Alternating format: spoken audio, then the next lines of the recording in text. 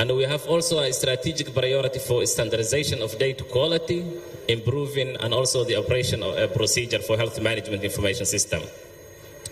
We also have a strategic priority for addressing data gap, and we also have a strategic priority for data use and joint review.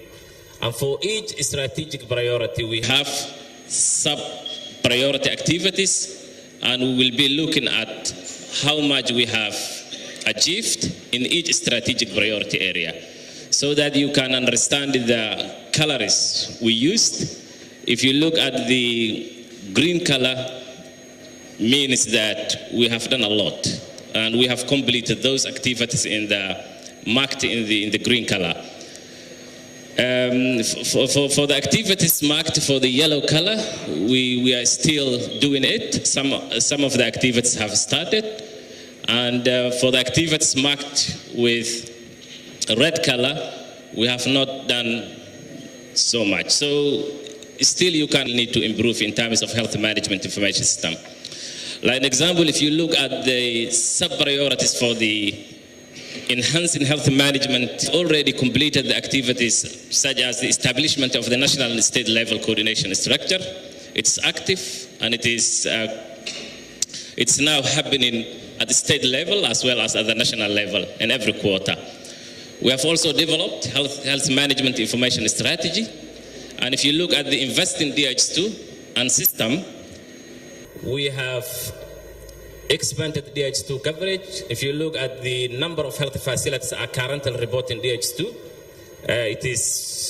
it has improved a lot compared to the previous year. And this is the activities we have also done in terms of the standardization of data quality. By looking at the addressing data gap, we have not done much, but for the data use and also the joint review meeting, there are some activities that have already started, like the production of health management information system annually, and also joint review meeting with the partners to present the data, the performance data. It is something that we have already started. Next. And this is also assessing or evaluating what percentage we have completed each time. So if you look at in terms of leadership and governance activities, we have like 5 activities in each area. 70% of the priority activities with regard to the strengthening of leadership and governance is already completed or made a significant progress. In terms of investing DH2 and system management, 40% of the priority activities completed or made significant progress. And in terms of the standardization of data quality improvement plan and procedures, we have already completed 35% of the activities. So there are a number of activities we have not yet completed, so that we can understand how much we have progressed and how much activities is still pending to improve the health management information system. Next. So in terms of addressing the data gap, so you can understand, if you look at the delayed activities establishing the vital statistics, it's one important pillar. In terms of birth and registration data, accurate 10% of the priority activities completed or made progress in terms of the addressing data gap. In terms of the routine health management information system, we have done a lot. So we have addressed the data gap. In terms of immunization, malaria, HIV, TB, we have a routine data currently reported to the DHC. But when we are saying the data gap, we mean that the health facility assessment is the surveys that is usually conducted in every 5 years to address the data gap. So the last survey we conducted was the demographic health survey. Now it has been 5 years. We need to conduct another one. So that's where we are lacking behind in terms of the health facility assessment and also the surveys. We are also required to map the different surveys that we have in different programs to harmonize the list of the surveys so that we can come up which surveys are priority for the country, in order to fill the data gap we have. In terms of data use and joint review, 40% of the priority activities are completed or made significant progress, and we have already conducted so many joint review meetings at the state level as well as at the national level. So we are now analyzing the data and also organizing a quarterly meeting that we discuss further to the data with all stakeholders to get feedback. Next.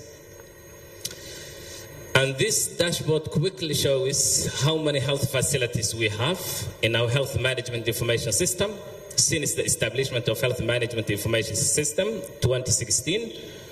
We have registered 1,696 health facilities, which 716 health centers and 78% of those health centers are currently active, so that we can understand 23% are currently not reporting due to the gap or inaccessible area.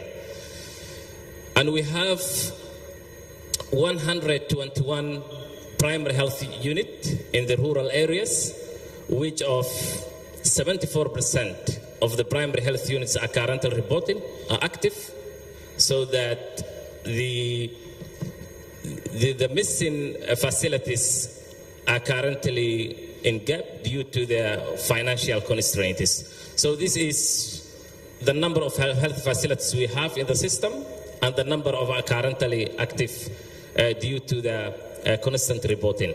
And if you look at the proportion of public and private sector reporting, 97% of health facilities are currently reporting to the DH2 are mainly coming from the public, while the private sector is only for 3%. And the 3%, only less than 2% are currently reporting to the DH2. So we need also to, to emphasize and consider the private sector engagement might be in this year, so that in the next joint annual review meeting, we can have at least 10%, 15% of the report of the private sector reporting into the DH2. Next. And this is the digital transformation that we have made, and also the integration of health management information system. This is not a vertical data collection. This is a patient-level data collection, which are currently integrated into the DH2.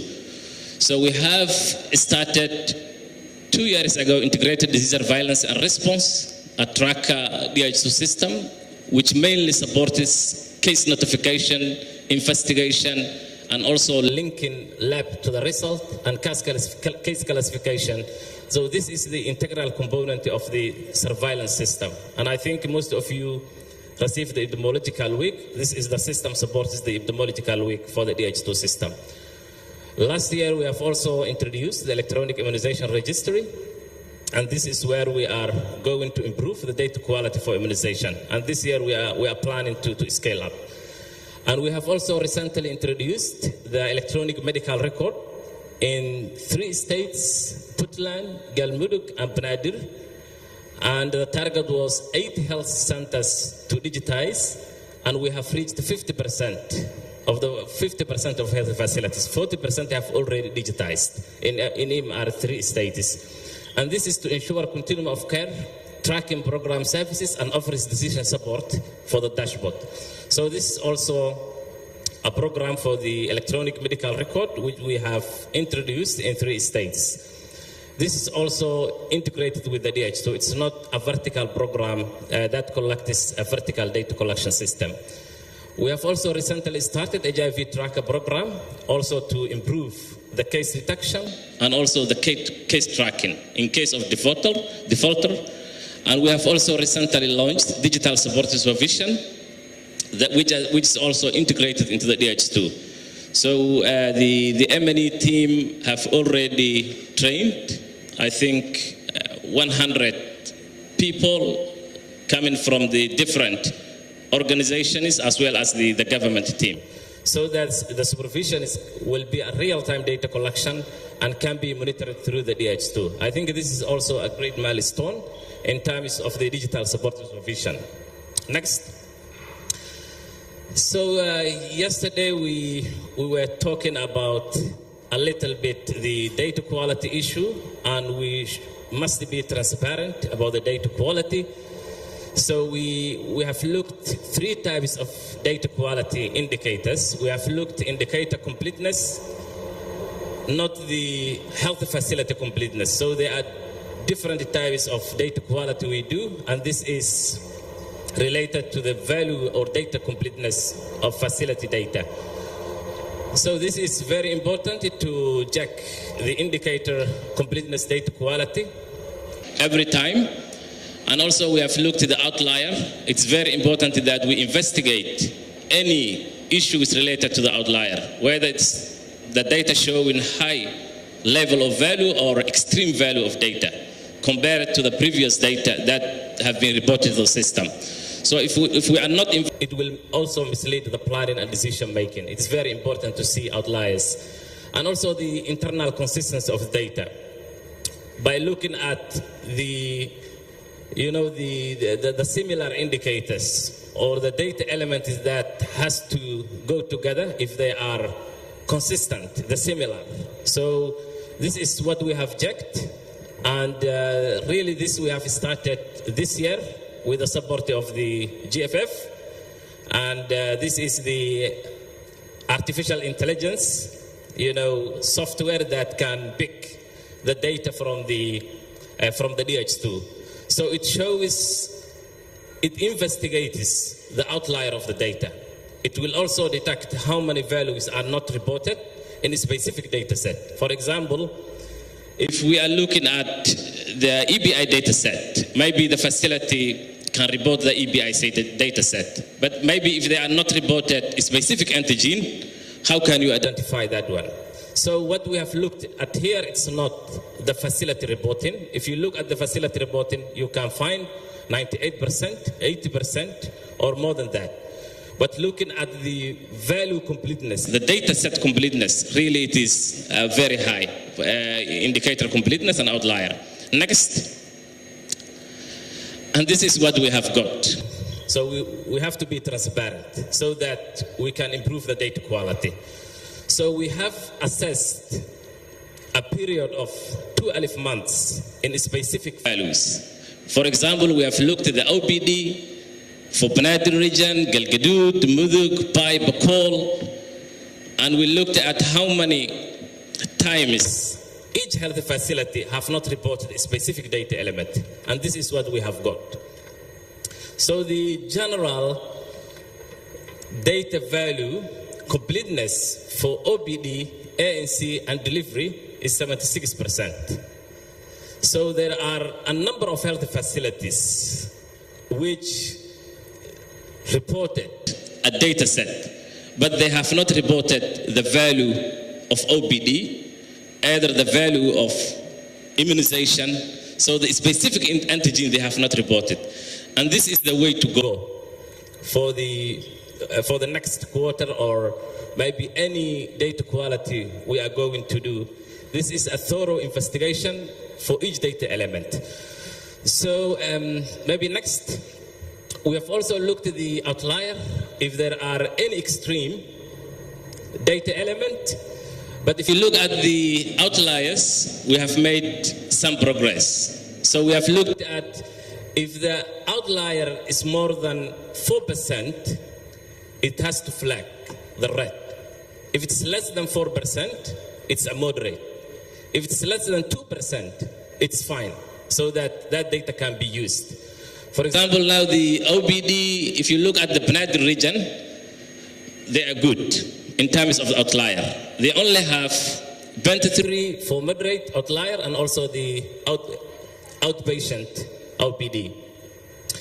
But if you look at maybe Bacol region, we have, I think, 5% or 9%, 10% outlier. So the extreme value that they have reported compared to the previous data that have been reported to the system.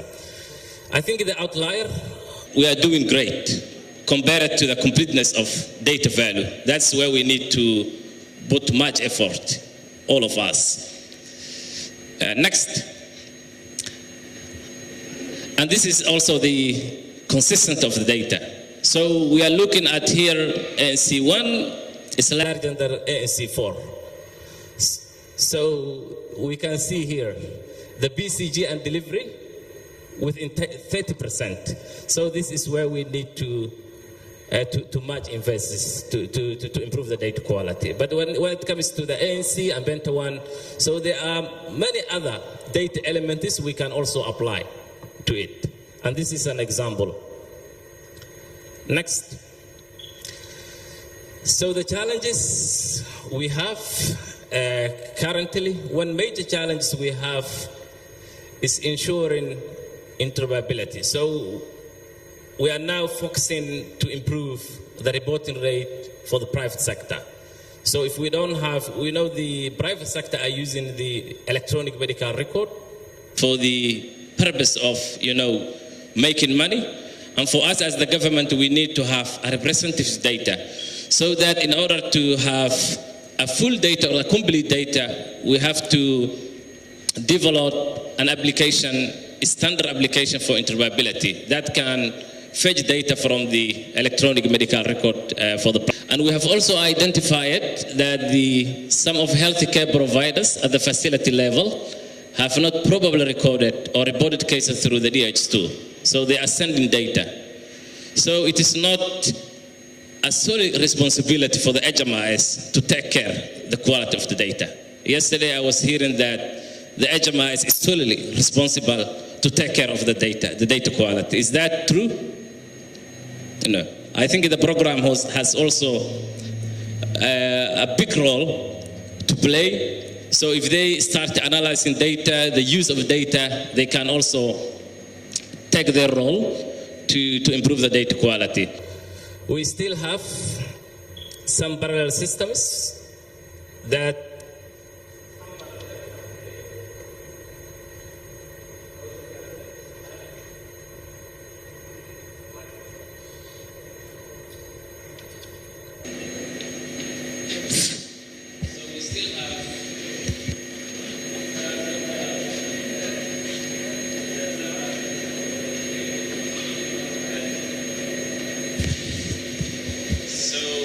now within our technical working group, we are doing the mapping exercise, which partners are involved in developing a vertical system or introducing a vertical system into the health facility. So this is also what really contributed the data quality of the data. The issues we have in the data quality, it has put a lot of burden to the health worker. So the health worker and instead of focusing one standard register, they are now working on different papers within one facility.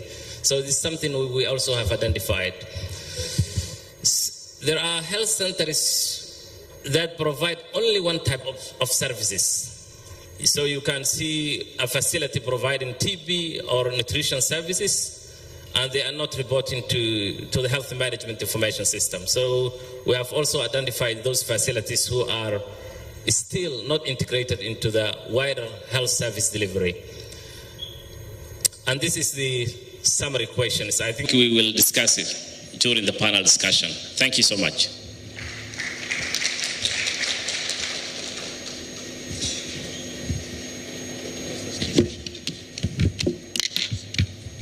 Thank you, Hassan, for that wonderful presentations. With that, I would like to compile two panel discussions consisting for the two presentations. For health finance part of it, I would like to call Habib from GFF, Dr. Kamal from WHO,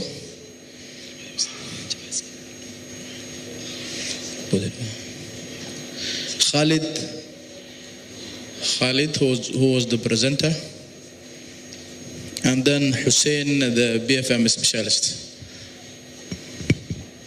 For HMIs, Dr. Bashir. We are trying to compile all these two. Dr. Bashir, Hassan can also join it. And then ACF Muhammad, Dr. Muhammad from ACF, yes. Suleiman from Save the Children. So just these are a mixture of combination with the two prestationists we had. And lastly, Dr. Cornelia from FCDO. Team Kuras, laba xabo ku soo dara, team Kuras habeena laba ku soo dara. The questions will be an open from the participants. We will have a chance participants to ask the questions. Please point out which questions you want to ask, if it is related to health finance.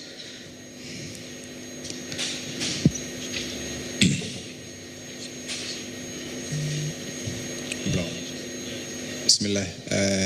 Thank you very much for the wonderful presentation. Okay. Then Hussam from WHO, Abdurrahman from UNICEF, Abdiftah, they also can join the team. So we have a quite good panel team that you can answer the questions from the field. Abdurrahman and Hussam, please join with. That's mainly the health financing and the HMIs. That's mainly the health financing and the HMIs M&E. Bismillah. My name is Mahmoud Osman from Mass USA. I just wanted, first of all, to appreciate the wonderful presentations we have had this morning.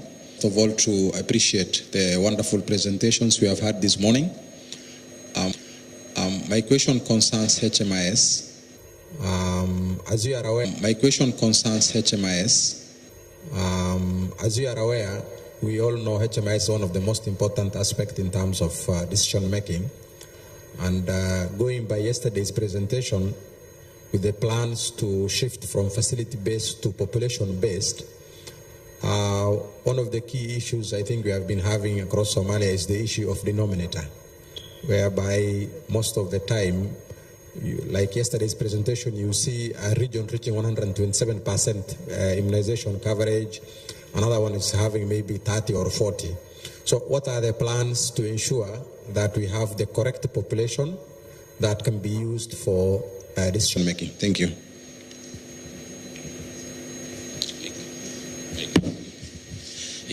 Thank you, the presenter, for the HMIS. My question is about TB mainly. Your presentation says that the private sector is only contributing 3% in DHIS2 reporting. This is a major challenge that also, as TB, we have been experiencing. Sometimes you go to private facilities asking for data, which actually they have, but they are reluctant to give for a number of reasons. But one of them is also like their perception is that we are not paying staff, or government is not paying staff in private facilities, so they think that they should be paid money either for staffing or some kind of incentive in order to release such reports. I think it will be important that they are sensitized so that then we see each other as one entity in a health system. That is one observation. Then the other one is now specifically on TB. The NTP manager is not around here today. He has some commitment. We have been making effort to reach the National DHIS2 department to migrate the TB indicators into the main DHIS2. Our efforts have not yielded the result. Maybe you can update us about possible challenges that is delaying in putting TB indicators into DHIS2, because previously we know it is true that TB has been running vertical program, but now there are efforts to have the data integrated into the main DHIS2. This has not yielded results. maybe you may respond to that, but also on a side note, I would like to meet you separately, maybe by today, to discuss it further. The other challenge is, of course, as TB program, some of our facilities are still not integrated. Yesterday it was said that about 60% integrated, the others are not integrated. If now we start reporting it to the DHIS2, what shall we require probably for the other facilities that may not be integrated in terms of DHIS2 reporting? The third one is about the female health workers supported by World Bank. They were initially trained about malaria and HIV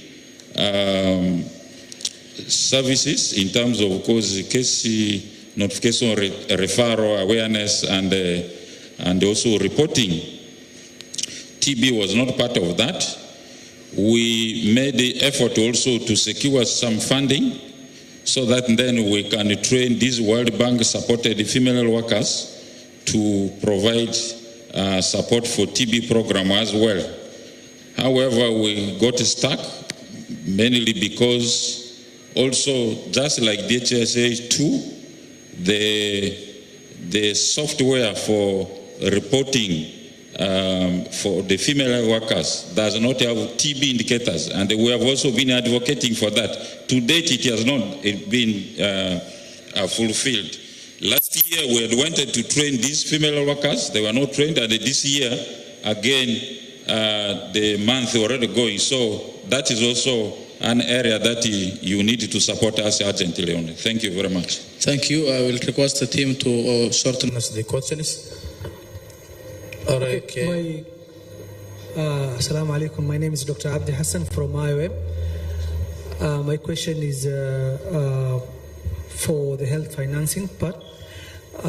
We all know that currently Somalia lacks the health, national health insurance, which is, it contributes to universal health coverage. So the question is, what are the role of the government in enhancing that agenda of having a universal health coverage with more into health insurance, national health insurance? What's the role of the government and also the private sector? How will you contribute?